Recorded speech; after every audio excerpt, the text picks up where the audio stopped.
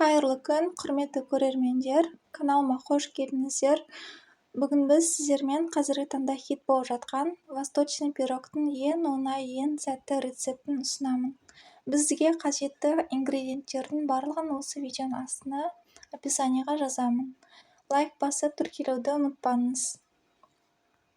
Ең алдымен қамырды жасаймыз. Ұнымызға қопсытқыш қантты салып, жақсылап құрақ ингредиенттерді араластырып аламыз. Одан соң туралған жұмсақ сары майды салып, қолымызбен видеода көрсетілгендей үгітіп шығамыз. Енді осыған бір жұмыртқа салып, үгілмелі қамыр жасаймыз. Яғни песочный тесто шығу керек. Осы пирогтың дәмі өте керемет болып шығады. Сіздерге және отбасыларыңызға ұнайтынына сенімдімін. Міндетті түрде жасауға кеңес беремін. Қамырымыз дайын болды. Мінекей, жұмсақ, өте күшті болып шықты. Енді қамырымыздың бетін пищевой пленкамен жауып, холодильникке салып қоямыз. Ал әзірше біз салмасын дайындаймыз. Салмасына өз қалауыңызша әртүрлі жемістерді қолдануға болады.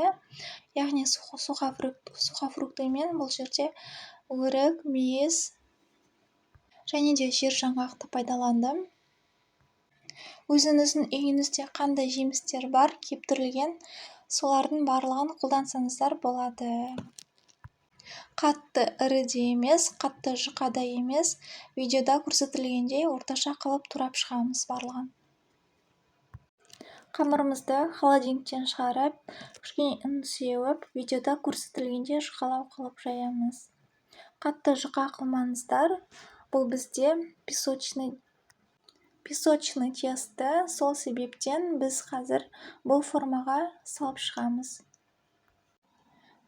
Форманың диаметрі 24-26 см болады. Соған сиятындай қылып салып шығамыз. Мен сияқты пергамент қағазыңыз болса, бірден пергаментті тек формаға астына салсаңыздар болады, видеода көрсетілгендей. Жақсылап жандарын форма тәріздес қылып келтіріп шығамыз. Қамырымызды формаға келтіріп аламыз. Қолымызбен басып жан-жағын. Артық жерлерін алып тастаймыз. Қамырымыз өте әдемі болып тұру керек. Бірдей болу керек жандары бәрі. Артық жерлерін пышақпен алып тастадым мен. Енді осының ішіне барлық дайындаған кептірілген жемістерімізді, жаңғақтарымызды саламыз. Бұл жерде грек жаңғағын салдым, және де мейізді салуым. Менің сізге кеңесім, мейізді кесіп салыңыздар.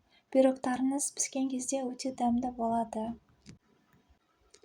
Енді пирогтың үстіне сгущенка құямыз. Сгущенкаларыңыз сапалы, сонда жақсы болғаны дұрыс. Мен деп немесе айналайын сгущенкасын пайдаланамын. Жақсылап барлық жеріне сгущенканы жағылып шығатындай видеода көрсетілгендей жасап шығыңыздар. Және де мен пирогыңыз өте дәмді болып шығады. Және де мен артық қамырларды осылай кесіп алып тастаймын. Осы пирог әдемі болып пісу үшін артық қамырдан печенье жасасаңыздар болады. Немесе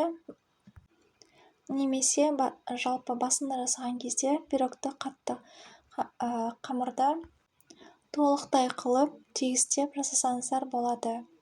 Қызып тұрған пешімізде 180 градуста 30-35 минуттай пісіреміз.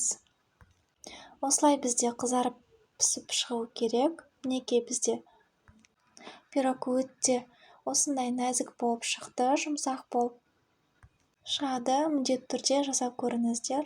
Дәмі де өте керемет. Сіздерге және отбасыларыңызға ұнайтынына сенімдімін. Дәмі де өте керемет, сіздерге ұнайды. Бұл рецепт өте оңай және де сәтті шығады. Видеоның соңына дейін қарап, лайк басып, тіркелуді ұмытпаңыздар.